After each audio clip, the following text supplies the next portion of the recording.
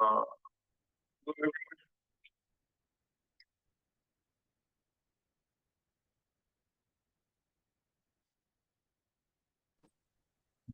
all right, so yeah, so as people are arriving, I guess give us another minute or two.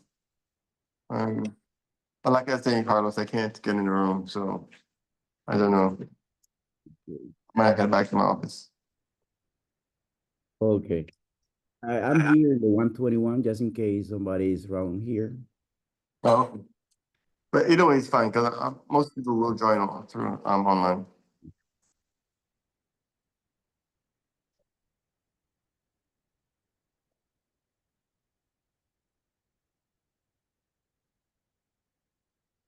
Thank you, John.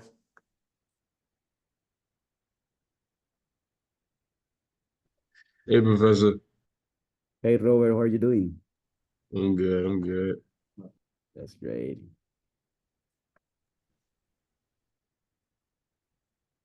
All right, Carlos, let's get How about are you doing? let's get How you doing, about. Tara? How you doing, Professor Maurice? I'm doing great.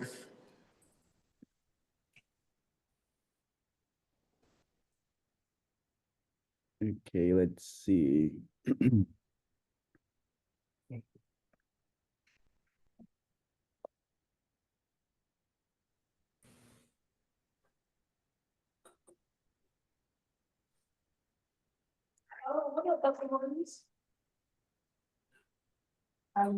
Yes, man.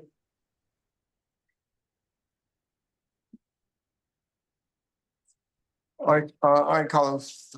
Whenever you're ready, take it away. It's recording, so if anyone shows up late, they can always we'll email it to everyone later. Okay, perfect.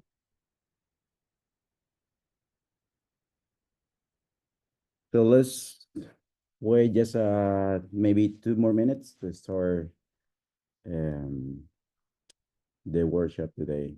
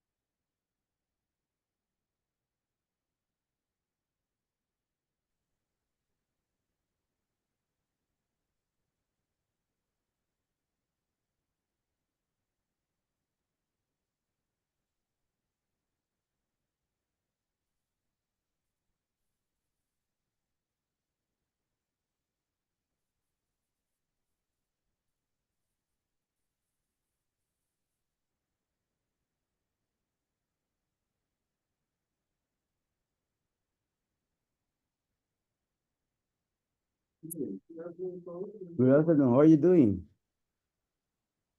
I heard her deal right here too. Yes.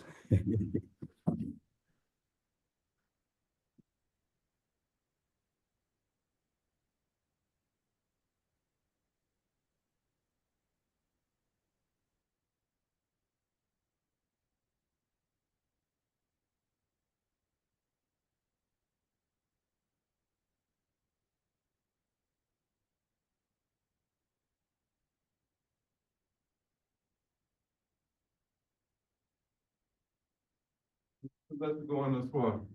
Very good so far. Yep. Running good.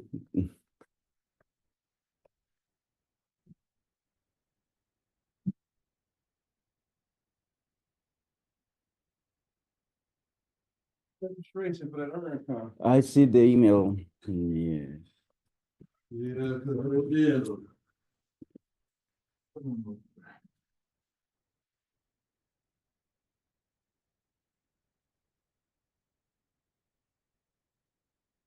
Thanks, John, helping us.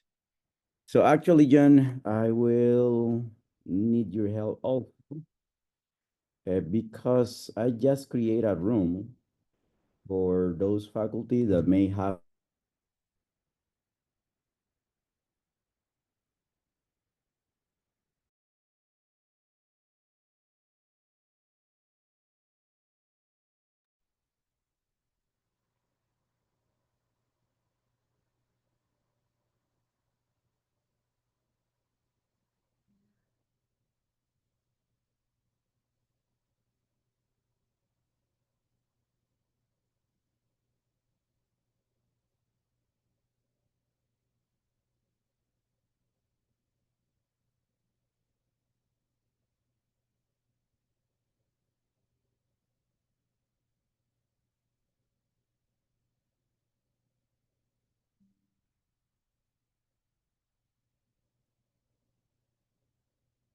Carlos, you ready to get started?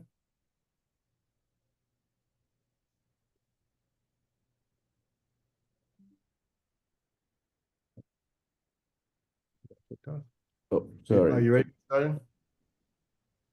So I was mentioned, so let's start now, and I will explain how we are going to address the workshop today. Let me share the screen. You will, let's start the presentation. Hold on. Okay, so can you hear me, guys? Just to make sure.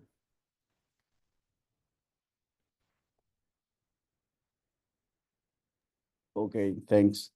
Okay, guys, so the workshop today will be about how we can access computational resources on Nautilus. That is a association to the National Research Platform, the University of California. There are consortiums, there are different universities, and FAMU is part of that consortium. So we have resources, CPUs, GPUs, and memory to execute machine learning applications on those resources. So as a faculty and students here at FAMU, we have access to those facilities of those computational resources to work on our research on that. So basically, the workshop today will be how we can access those resources, how we can set up a Jupyter notebook on those resources, and we will be working on an example how we can launch our application on those on that platform. So I do have, well, my name is Carlos Teran. I'm a assistant professor at the Computer Information Science Department. I've been here for about 4 years. I actually started working as an instructor at the math department, but then I moved to the computing information uh, department. So I've been working there maybe for 3 years now. Um, okay, so the objective is to get familiar with faculty students with the features and resources available on National Research Platform, what I was talking about, Nautilus, and including how to access and navigate the platform using their institutional account, so our institutional account. So because we are part of that consortium, so we can access using our institutional account and access those computational resources. Then at the end of this presentation, you will be the faculty, enable faculty to utilize Jupyter Lab through the platform guidance on the process of creating and executing Jupyter notebooks for the research projects. So the third part, I don't think that we will have time to cover the third part. I may say that the third part is kind of a advanced with we need to that third part will require some kind of computational knowledge, but eventually maybe we will offer a workshop for the third part, for the third objective. But now we will focus on the first and the second one. Okay, so the way that we are going to do this, I do have some students that we will helping us. I actually create a run. So if you get stuck setting up the account This Nautilus platform. So I think that John, you can send an email to or a message to John, or yes, because I will send Robert to that room, so he will be there helping you doing the configuration or trying to get into the Nautilus platform. So let me see. I'm not quite familiar with. Let me see if I can send Robert. I will send you to the room number 1. So Robert will be there. And if you need assistance during the presentation, you can go to the room number 1. Robert can help you, and that way we don't have to like start the presentation. The presentation will be recorded, so you will then have time to go over the presentation. I think that's the best way that we can do this to manage the time.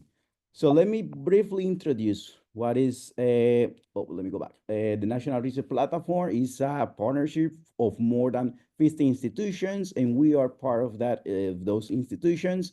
It's a cyber infrastructure of the University of San Diego, California. So Nautilus is a powerful nationally distributed computer system where you will find CPUs, GPUs to execute your machine learning applications. That's you will find data pods or instances where you will find packages already installed on those ones, and you don't have to install those packages. There are some simulations and where we can run machine learning applications. So let's start actually with the process how you will log in into this platform. So let me actually share this link right here. I will put the link in the chat so you can access that link, and you will be able to log in. So for those, they were at the point when I submit the request to give you access, they were 12 faculty at the point that was registered at the time. So for those 12 faculty, I don't know if here we have more than 12, but for those 12 faculty that they did the registrations, I think that was by Monday, I sent an email to granted access in order to log into this platform. If you have any issues logging in the platform and maybe you register maybe yesterday or today morning, probably you won't have access to it because we have to request first access with your email, and then you will have access to the platform. So just send us an email, and we will be able to help you on it. Okay. So let's if you want to go with me along with me. So here is the platform. Let me know if you are able to see the new tab, the Nautilus web page. Okay, perfect. Okay, so here we have the login. So let's do login. And here you will find, I already have the Florida A&M University. It was in my browser already, but maybe you has Google. So what you will do is click on the Florida A&M University.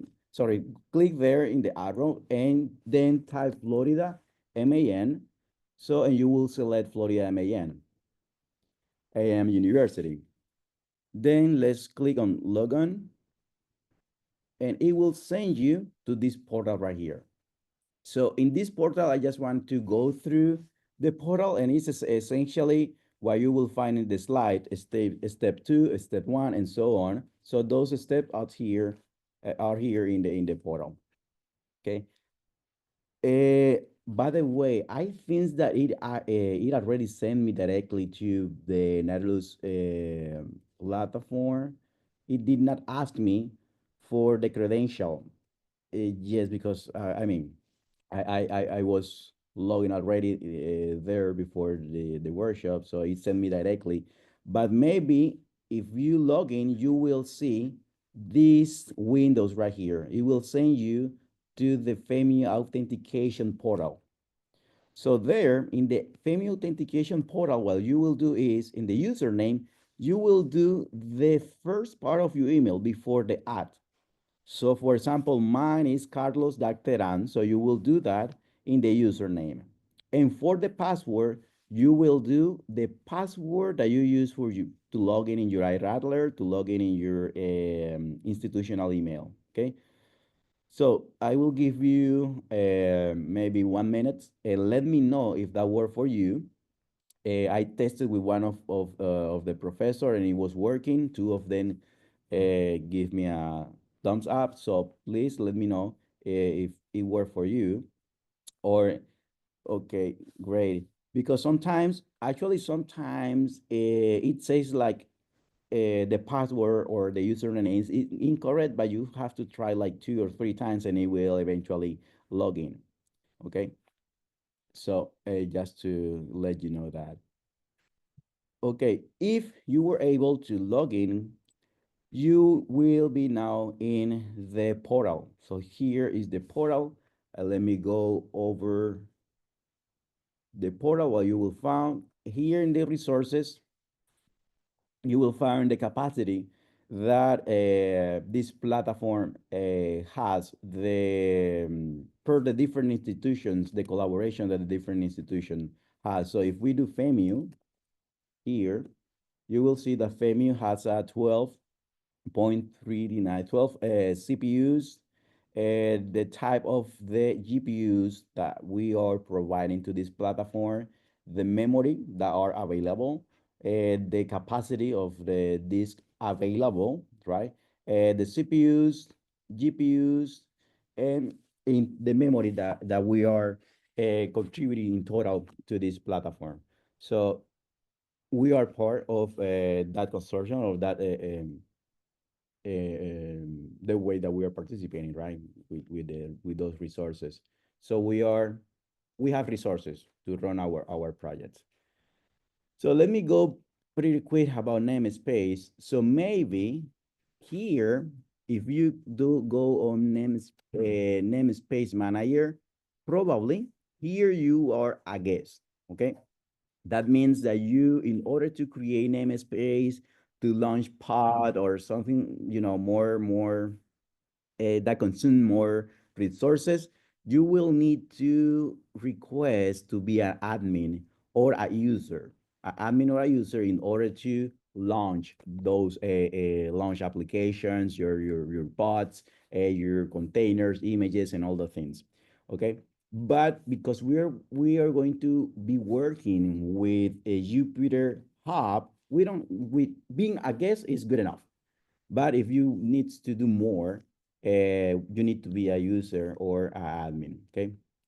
Now, how we can ask to change the status? So there is something that is called the metrics, and the metrics is for the National Research Platform support. So we can request, okay, I want to be the admin, this is my account, and it will change the status, okay, the privilege that you can have.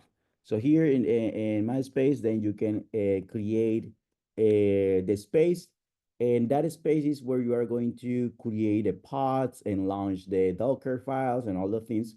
That is actually the third part of the objectives that we are not going to cover today. But if you are interested, we can maybe do one more sessions just for that part right there. And the storage is the storage informations that you can find in overall in this platform. The name space, those are all the namespace that are actually created in this platform, and you will see like some short descriptions about what those researchers are doing there. So there, if you create a namespace and you do the short descriptions about what you're doing, eventually you will see here that namespace. Okay. With the get config, this part right here is pretty important because if we want to configure our computer locally in order to log in or to log in into those resources from our local computer, we have to download the get config and do some others installations and configurations with Docker files, with Kubernetes, sorry. With Kubernetes, we have to install Kubernetes in order to launch the Dockers and all the things. So this is the main platform that you will, where you are going to manage your resources and your namespace. For example, if you have students, you create a namespace for, let's see, let me give you an example. Workshop, FAMU. I'm gonna create a namespace. Let me see, I got an error here. I think that it can have.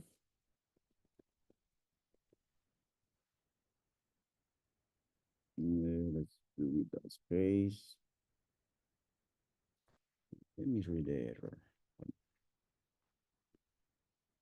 Okay, lowercase. It does not admit uppercase. Lowercase.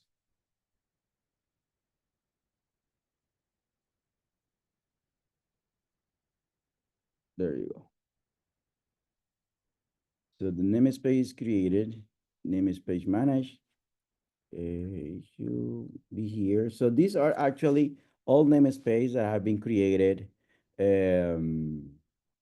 during all this time. And here is the workshop FAMU. So here, if you are the PI, you can do your information, the grant, the group, the descriptions about what is the project about, the institution, the software that you need, if you have a GitHub repository to upload your projects. And here is where you can add the user. So for example, if you are working with some students, you can add the student in here and they will be able to launch pod or create application attached to this pod, to the pod, pod or image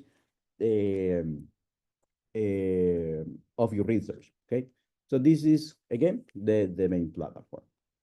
So that is a quick review about the Nautilus platform and how we can access to the platform, the resources that we can find there.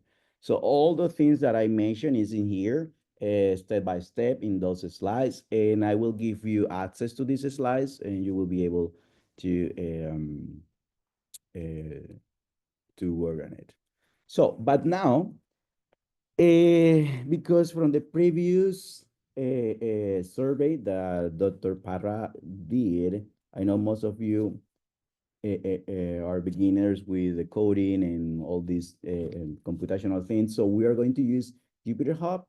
Jupyter Hub is a pretty friendly platform where you can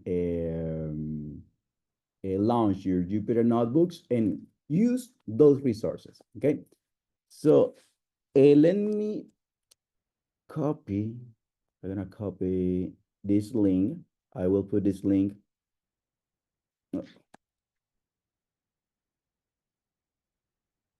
Copy, guys, and share in this on the chat, so you can.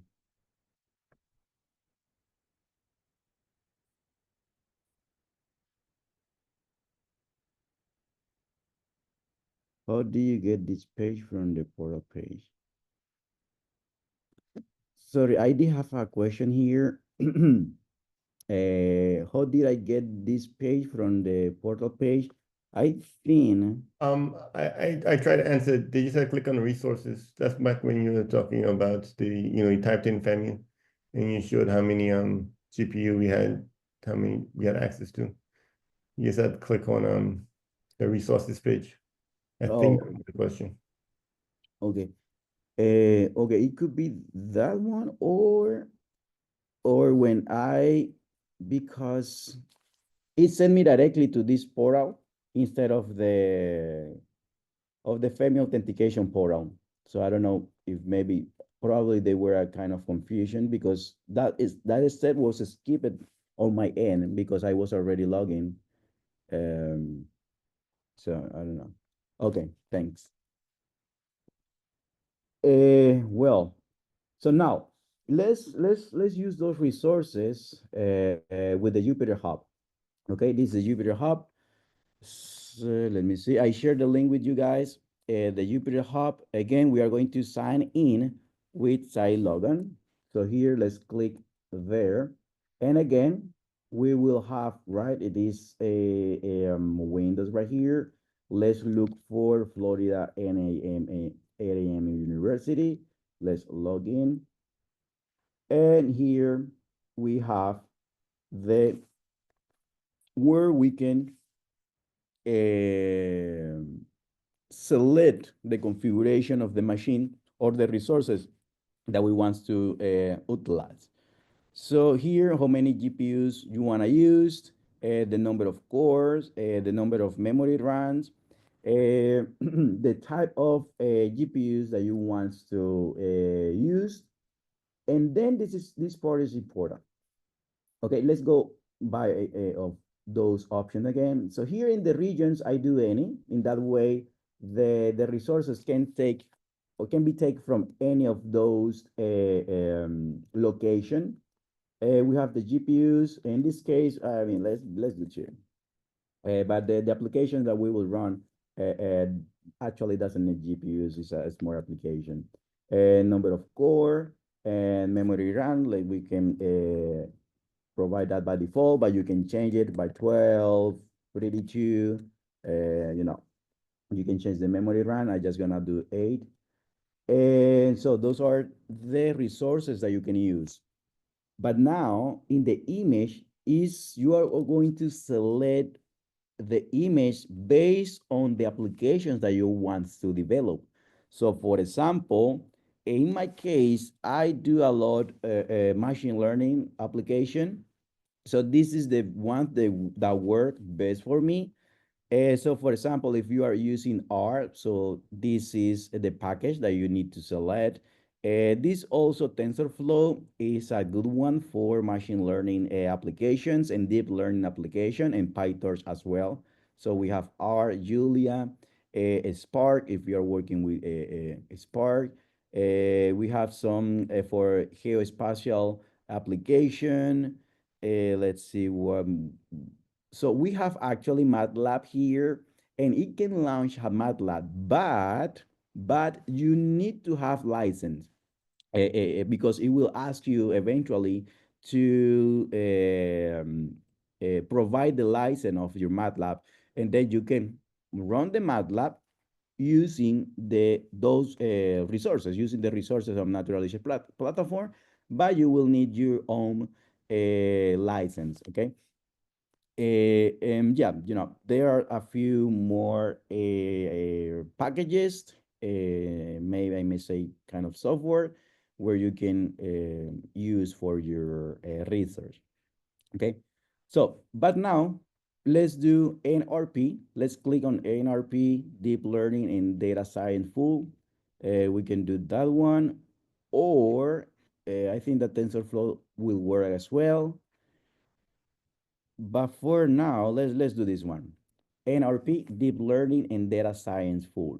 So we will find all packages. We are talking about Pandas for data management, NumPy for numerical computation with matrices, Matplotlib for visualization, Scikit-learn. All those packages are already installed in this image right here. So if we click on that one, let's go all the way down and let's do a start. So here you can select the type of the architecture, but you can do any. I don't think we can see the screen anymore. You cannot see my screen anymore? No, we see you. Whoa. Wait, is this just me? Because I can just see you. No, I can see the screen. All right, hold on. Hold on. Mhm. I see just Carlos. Weird. Wait. Do Yeah, you have two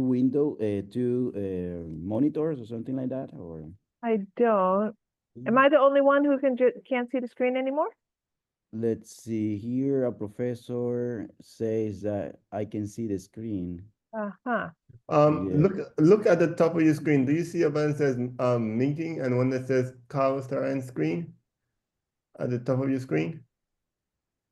Go to view.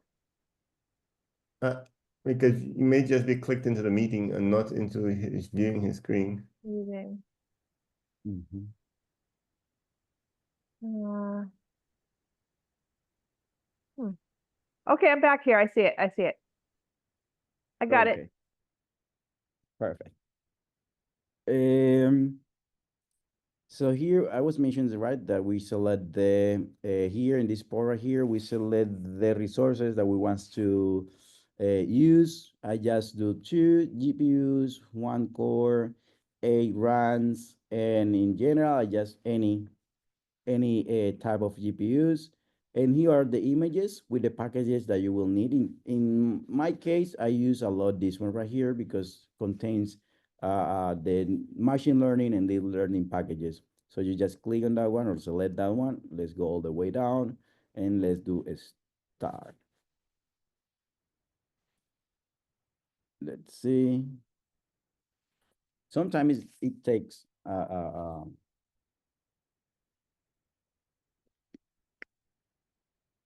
minute to launch the the the notebook.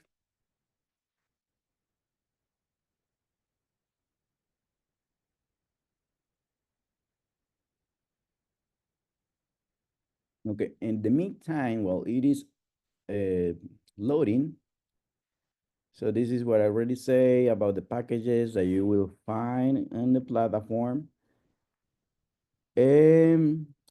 For this workshop, in order to show you how the platform works, how we can upload files and all the things. So let me share with you this link. In this link, you will find the presentation, the data that we will use, and the Jupyter notebook that I'm gonna use as an example. So I will share I think it's let me, with the link copy, and I wanna put it in the chat. Okay, let me know if you can access to the folder. Okay, there you go. We already have our Jupyter notebook. Let me know if actually, if you are in here, because I think that it sends you to a different window like this one. Let me go back. This one, maybe you are in these windows. I don't know. Let me know if I'm all right. Yeah, it looks like that Fine.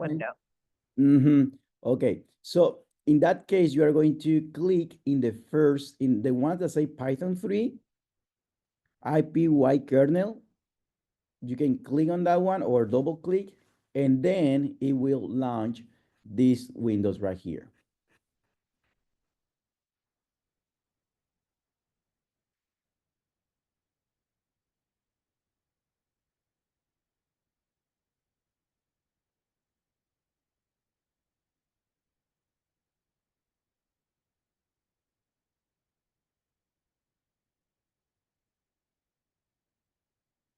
Let me know, guys, if you are here in the Jupyter notebook.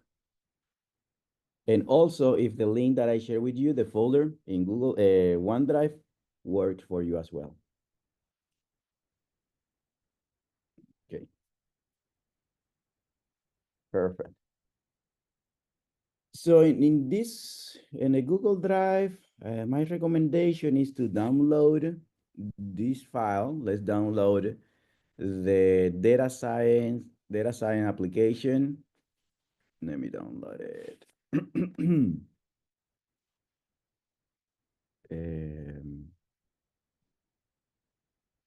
Download this one and download the image, the data. Those two files. Those are the two files that we are going to that we will use. Okay. Okay. Well, what I'm gonna show you now is how we can upload a Jupyter notebook. So this is actually a Jupyter notebook that you can create from scratch. Here is where you can add a cell. I'm just gonna go pretty quick in this one in case that you know, if you want to create your Jupyter notebook from scratch, how you work with all these things. I'm just gonna print my name here. I'm gonna run it. And here is the, you know, it's working. So this is the way that you can work and add more cell in a Jupyter notebook that is blank, you know, that you want to work from scratch. So yes, those are the cells that you can add. This is blank, but let's work with the ones that I share with you. If you download it, let me move, put this here. I'm gonna open it. And there you go. So this is the Jupyter notebook. Let's do double. That previous screen, we didn't see that previous screen. But you could also drag and drop it in as well. But Oh, the, yeah. yeah, the screen to open the open box didn't show up. Oh, right. So yeah, you can click in here to upload a file. You know, it will open up pop up a new windows, and then you can look for the file. It should be in downloaded folder, but also you can just drop it as elder mentioned. You can just drop the file, and it will work. And let's do the same with the data. Let's do the same with the data. So with the data, you can also just you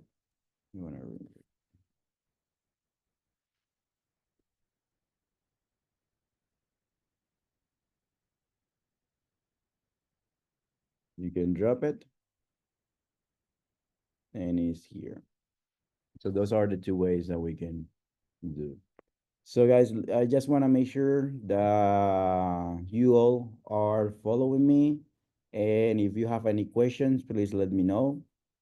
And then we can continue through the Jupyter notebook. Okay.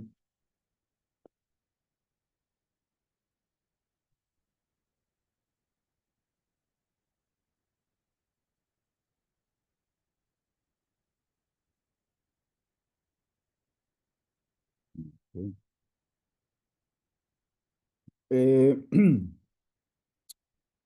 So the applications that we are going to work today is about heart disease predictions. The idea is to do the predictions. It's going to be a binary classification task. So the patients may suffer or not heart disease. So some of you are from pharmacy. You are more knowledge about the technical aspect about the disease and the side of data, you know, the machine learning things and data side. So the heart disease, commonly known as cardiovascular disease, is a general term. Encompass various conditions that impact the heart in circulatory systems. It is a leading causes of disability worldwide, since the heart is one of the body's most essential organs. His disease can also affect other organs and body parts. There are multiple types of heart diseases, with the most common ones involving the narrowing of blockage of coronary arteries, malfunctioning heart valve, and an enlarged heart, and other conditions that can result in heart failure or heart attack. Okay, so that's the problems that we are going to be covering today. The idea is, based on the feature of our data, identify the patient is suffering a heart disease or not. So that is a binary binary classification. Okay, let's see in the box. Let's go box by box. So this is where we are going to, we have mainly two parts right here.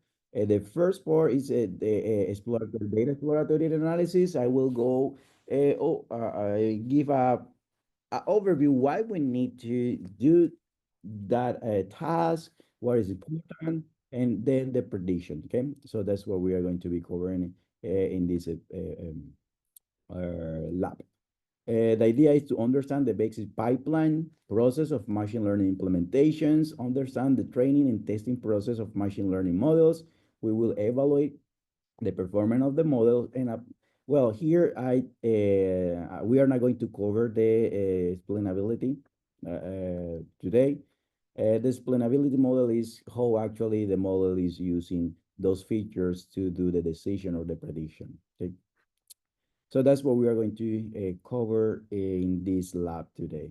So again, the main part, I did some comments right here about what each package is important. The way that I used to do my code is the first cells, I do all the packages that I need. In that way, it's gonna be easy for somebody else to read or to see what packages are using. Instead here, I do for the first part, I import the packages, and the second part, I import another the other packages. So here we are importing NumPy, Pandas, SPy, Seaborn. This is a pretty well used library to do a statistical analysis, and you will see later, like the distribution of your data. You can find outliers of your data, statistical information, all those things with the Seaborn. It's a pretty well known library. SciPy is also to provide a statistical analysis. Pandas is for data management. Usually when you have an Excel file, SCV file, when it's like a table, are actually imported or loaded as a pandas, which is, that is the name of the package, but it's actually a data frame, okay? A data frame. Well, those are the main packages that we are going to use.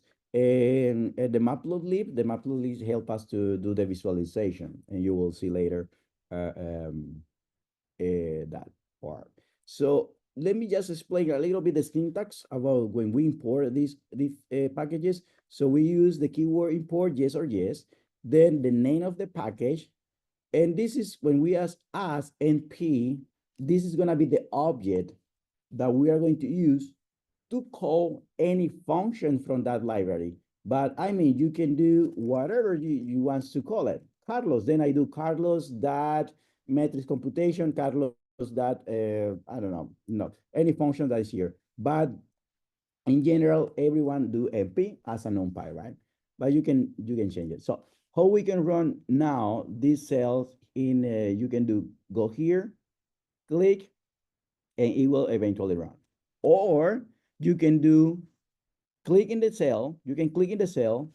If you are using Mac, you can do Command Enter. If you do Command Enter, you will run the cell. If you are using Windows, you can do Control Enter, and it will run that cell. Okay. So actually, I think that I share with you.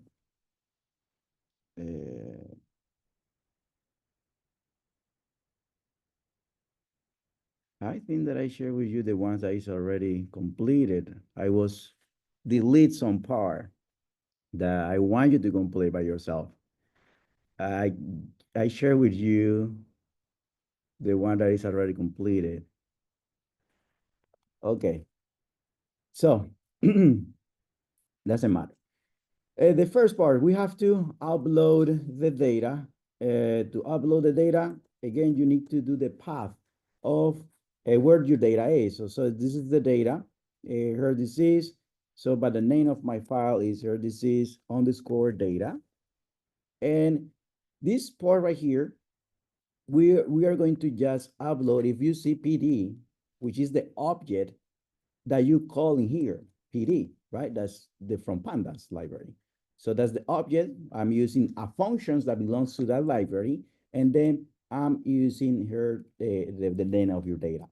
So that head means how many, well, by default, if you do head, it will print the first 5 rows of your data. And in that way, you can see how your data looks like, right? So, and you can see also the feature of your data. So here, the features of our data is the age, sex, CP, stress, cholesterol, and the others data. And this is the target. The target is 0 and 1. So 1 if it's affected, 0 not affected.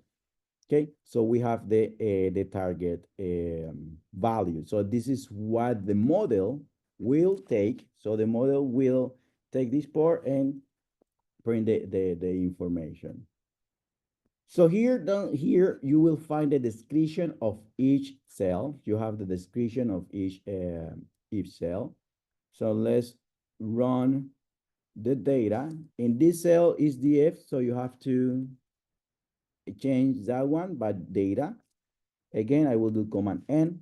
And what it will do is, what I'm trying to use here in this step, data processing. In the data preprocessing is we have to remove any null value, non-value, or any missing value if we want to remove it, if you don't want to do any imputation method.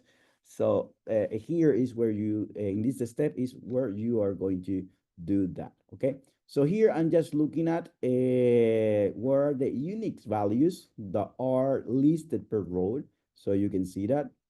So in here, based on the description of our problem, if you see here, this problem, the child value is 0, 1, 2, and 3. So those are the unique values that should have the data.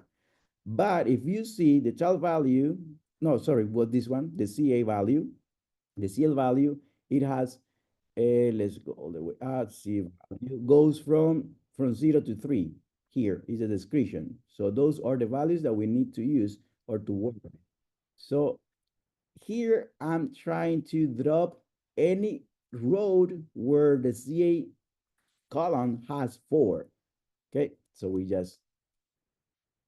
I want to run that data, that cell.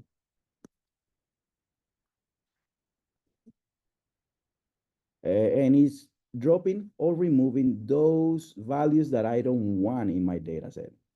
So here I just want to rename the columns in order to have a better understanding about what those columns contains. Like CP, we are going to change it by chest pain type, threats BPS by resting blood pressure, and so on. So now, if we see the data, is more readable and we know what each column has, right, or is. So now in this part, we want to drop the non-values, the non-value, which is important. So machine learning models doesn't work with non-values, and eventually you will have an error. So let's do here none. So the data frame does not contain any non-value. This is very important to check before to keep going and start training your models. So here, what I'm saying here is the data that was uploaded. So this CSV file, this file is actually contained in this variable right here, in this identifier, this data that is null. I'm asking if there is any non-value or non-values and find it if in any row or in any column, okay? That's what I'm doing there. If you find any non-value, you can remove then that specific column. It says that there is any. So let's keep exploring our data. Something that is important when you are going to work with machine learning models is to see or to check that your data is balanced. What I mean by that is, for example, we have our target is 0 and 1. Let's say that only 10% of our data is patients that are suffering the disease, and 90% of the patient is not suffering the disease. So the data is imbalance, is not a good, that data does not provide good quality to train a model because you will have a bad performance, an overfitting issue. So that's why this is a step is pretty important. to identify the distribution of your patient or your data. In this case, how many patients are labeled as 0 and how many patients are labeled as 1. So we have 45 against 64, which is okay. And this step is pretty important. So always check the balancing of your data. Check that at least the number of classes, the sample that you have per classes, are kind of similar. You don't have like 20 against 80% because eventually you will have, when you start training it, you may have a overfitting problem. It will, and then you will see like, oh, my model has a 99 or 90% of accuracy, but yes, it's because there was just 10% of sample against a 90%. So data that describe this function, these functions provide some statistical insight about the median, the standard deviation, and the different quantiles that you have, right? The first quantile, the second quantile, and the third quantile. So you can see the different quantiles that you have in your data set and the distribution, how sparse with the standard deviation, how sparse the samples are, right? So here you can see some knowledge about the data. You may have some knowledge about the data with the data that describe. This thing is just to the way that I want to print it, okay? Because I like it to see it in a vertical form. For me, it's more readable, but I mean that's based depend on how you want to read it. So here, guys, what I'm providing to you is a function that will plot the distribution of some features, okay? So here is the function. Actually, you don't have to touch it. You can just use it with the different data. So the first paragraph, the first parameter has the data. The second one, the features that you want to see the distribution, and then the target. So here you can see the distribution of the data and per classes, class 0 and 1, and you see they are kind similar. That means that for a machine learning model, a linear machine learning model, it's going to be kind of difficult to differentiate one sample or one group from another because the distribution is pretty similar, the behavior, right? So it will start giving you some insight about what kind of model I need to use. A linear or non-linear model. Is linear or not linear the data that am I using? So in this one, numerical feature will give you actually a better understanding how the samples are distributed. So if you see, these are the features, cholesterol, and it's kind of mixed, right? Those patients that doesn't have suffering heart disease and not, is kind of difficult.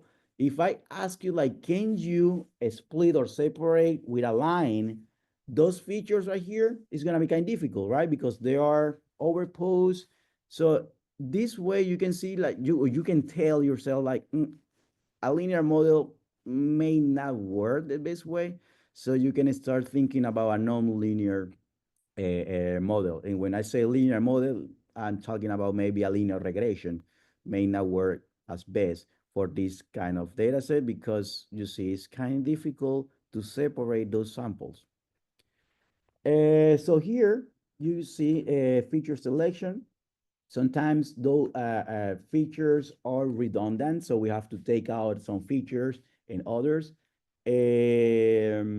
So here you can see that, and now let's see the correlation heat map. In the correlation heat map, you will have the correlation per feature, right? So we can run that. And after that, we have the second part, which is the prediction. Here we have a few models. And so I'm not going to use chat value. We're not going to work with that today. So here the encoding label is just to make sure if the target value is a char value, a character, we are going to turn those into a numerical value. So here we are going to train the model. This is a function that will help us to split the data into training and testing, because we want to train the model with data and testing with data not seen before by the model. So right here, I'm creating the model, the object of the model right here. So we have the different objects. I'm gonna train in here. So here fit this function. So here I just create the object. So and in here I'm feeding the model. So what I'm doing here is, okay, now with the data that is for training, the labels are going to feed the model, or are going to train the model, in other words, right? So I'm just training 3 of those models. And now let's do the predictions with the data that is unseen by the model. So I'm gonna run it. For this one, this part right here, I'm just going to compute the accuracy, how good the model is doing it. And if you can see, these two first right here, that's at 71, 76, but the gradient boost has accuracy of 85%.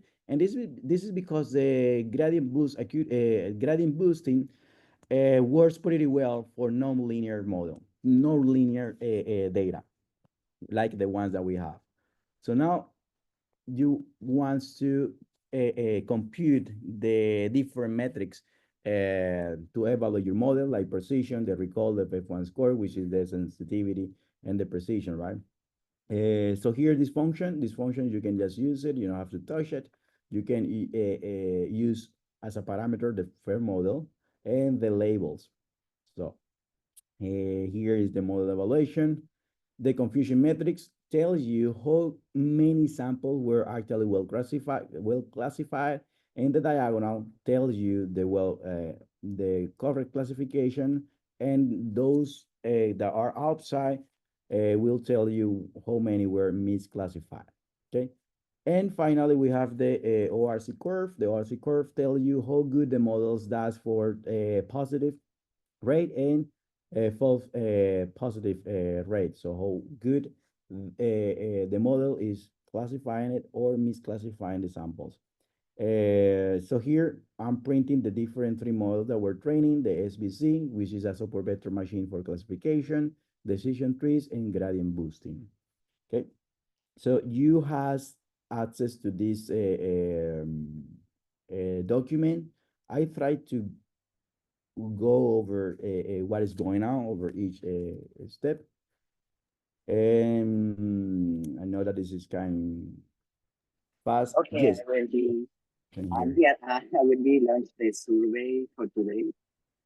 Let me give me a second because I got this task assigned to me, so I'm gonna send it down now. So I do have a question here. Yeah. Can you see the poll? Oh, I do have a question by Dr. D. okay. Jane.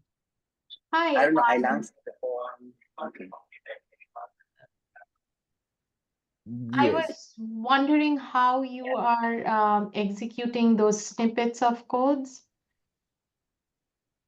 Okay. The way that I was doing it, there is 2 different ways to execute it.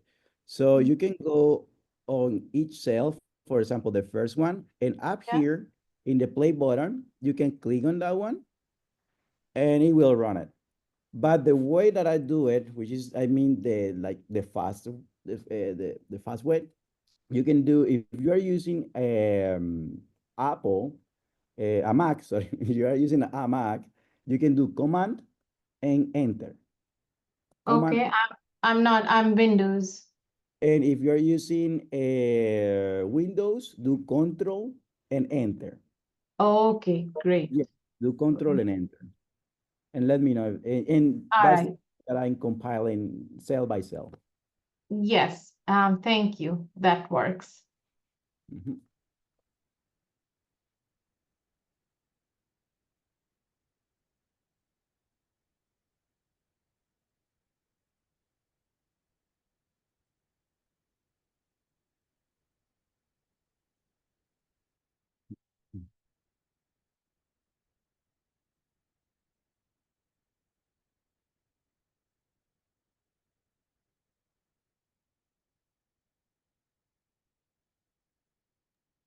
Okay, can you hear me?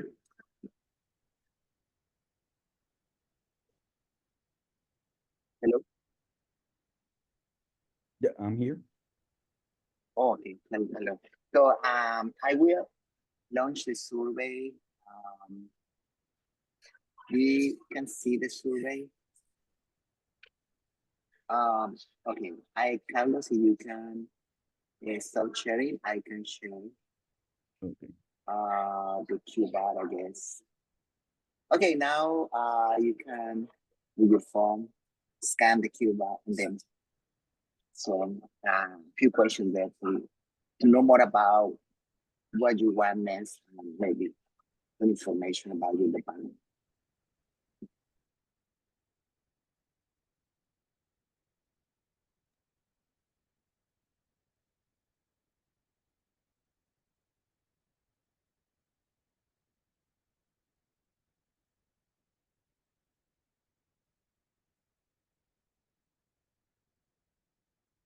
I do have a question, Elizabeth.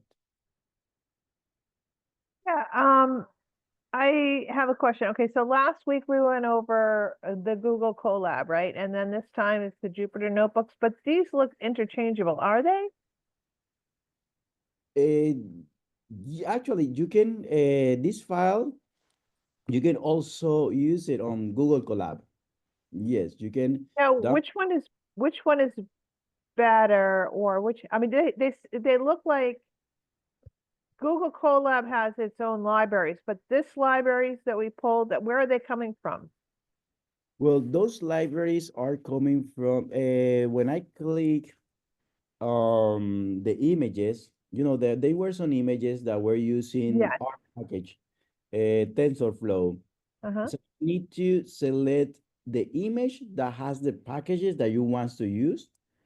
That's why we don't have to like install the packages, because we're selecting the image that contains the package, the packages that we want to use. But sometimes we need more than just one.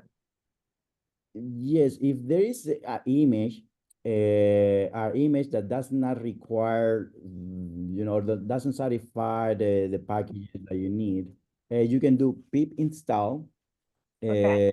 and then the name of the package. Okay, so can we create a custom image? Actually, that was a question that I did yeah, I mean, the answer is yes. Once you log in or you get into the image and you have the Jupyter notebook, you can do pip install and it will install the package that you need. So the question is yes, you can customize it. And I did a question, my question or my previous answer, what I want to mention, it was, I asked if I want to create an image with my own packages that stay there already. So every time that I log in into the platform, I will see the image. I don't know, maybe let's say that my image is Research Carlos. So that was actually one of my questions. And they say that that is possible, but we have to like request access and use some template that they do have to do that. Yes, it's possible, and there's two ways. We can log in and install the packages, but every time that you log in, you have to install those packages. That's the point. I don't know if I make myself clear.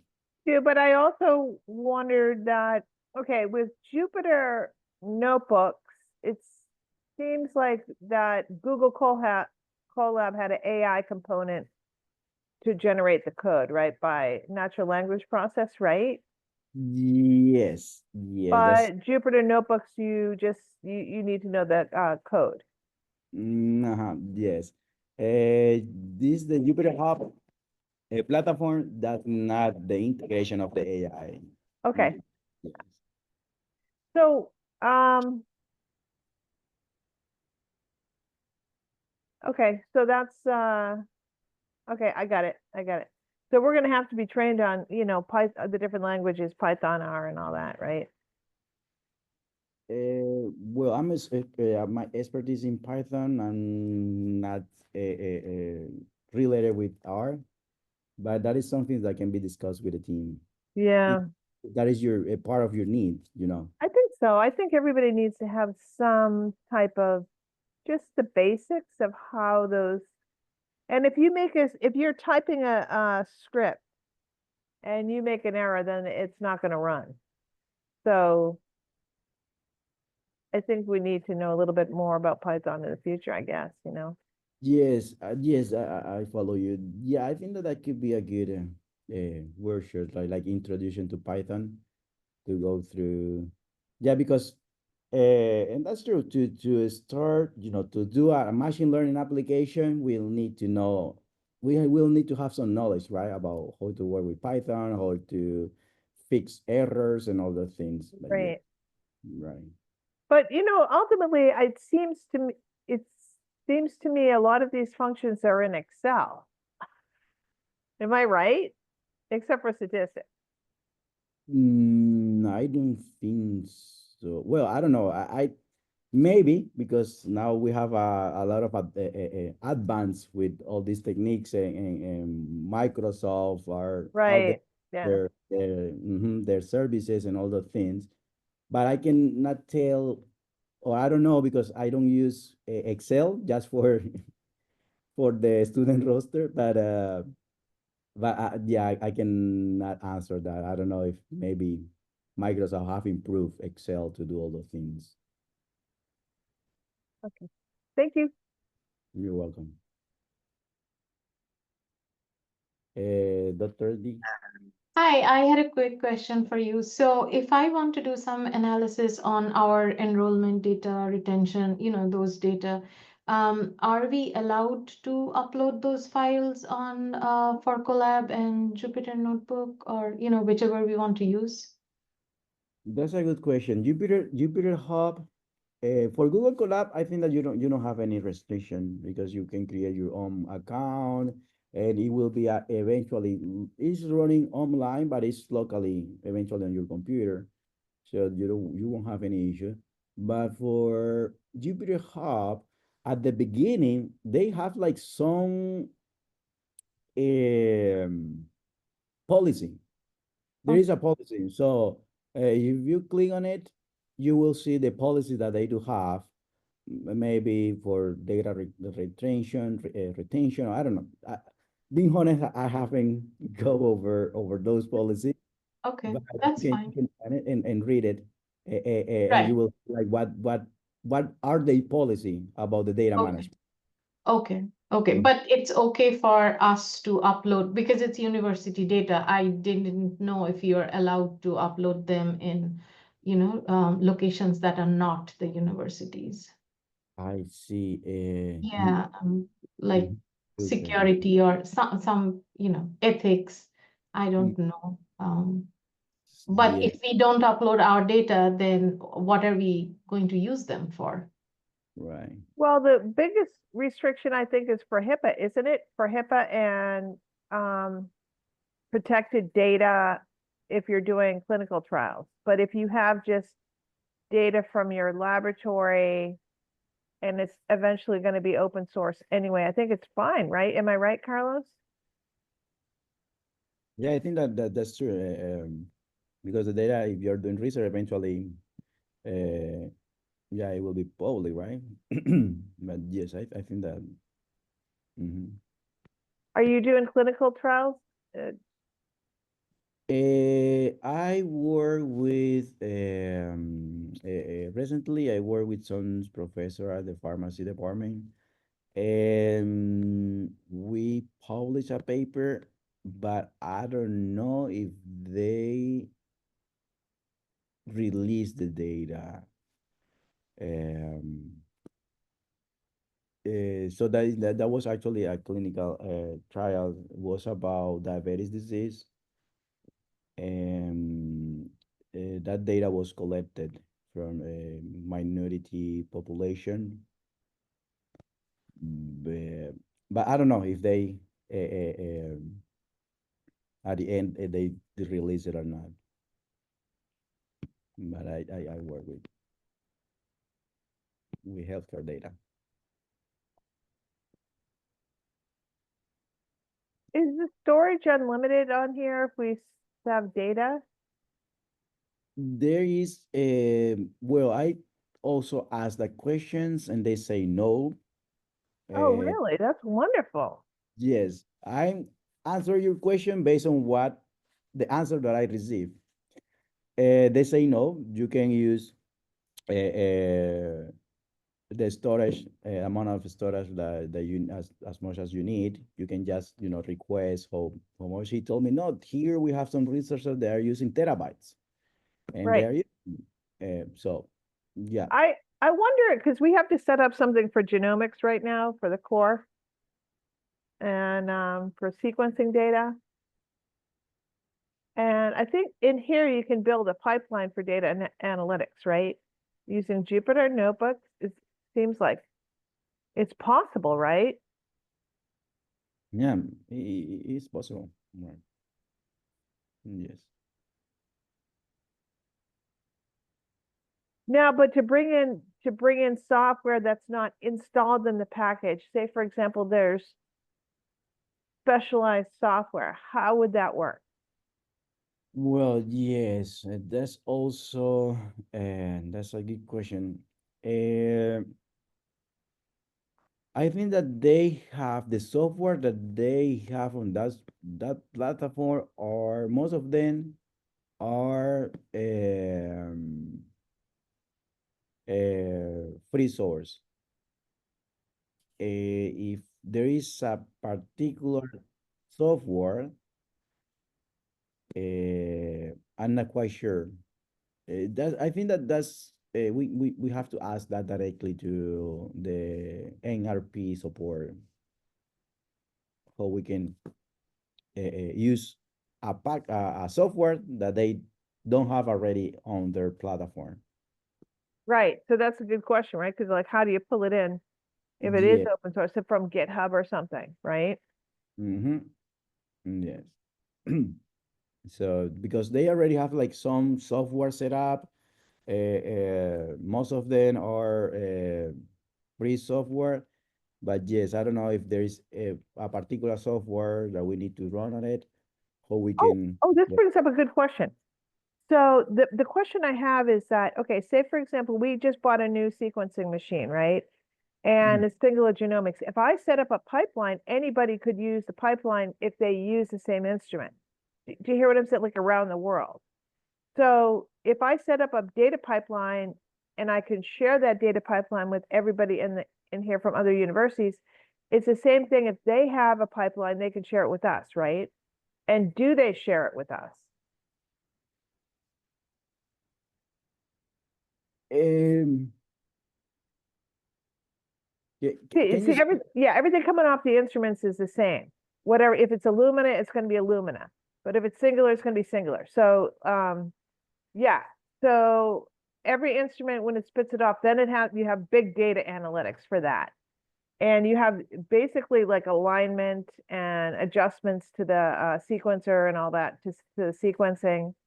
And then finally you have your data analytics, but it's a pipeline that can be used over and over and over again from anything coming out of that instrument. So do you think there's something already on here that somebody already set up a pipeline and shared, or should I set up one and maybe share it? Yeah, I think that the second option. I don't think that there is on this platform a pipeline already established for X or Y application. Yes, I think that you can create a pipeline and then share with the community. But Most people are doing their own business on here, right? yes, yeah, that they don't have like I haven't seen yet, or maybe that's a good questions that Maurice may ask because he was in the last NRP conference. And sometimes what they do share is those pipeline on GitHub, like they made it public, they applications, and you can access it from GitHub. So here John says that data pipeline can be shared as we find open source.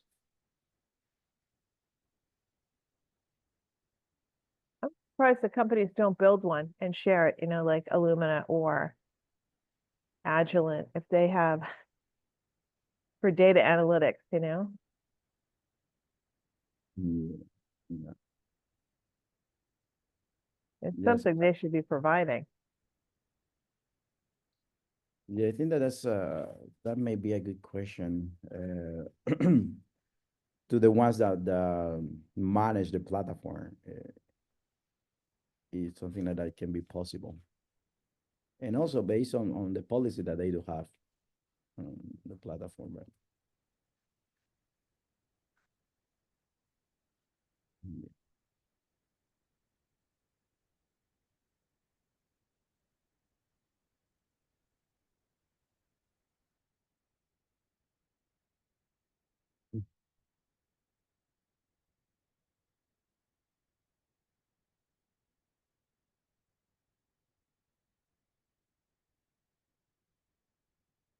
Okay, so I will say thanks for your time.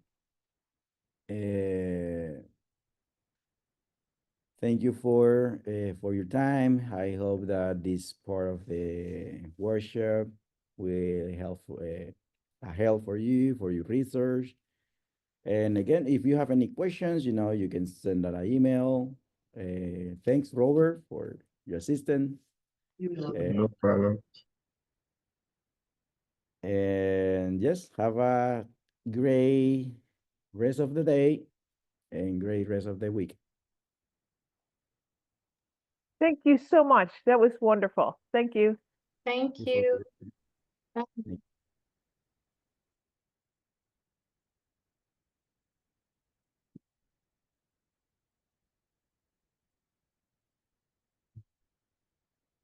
Hey, Robert, thank you No problem. for everything. So see you next week. Yeah, see you next week. All right.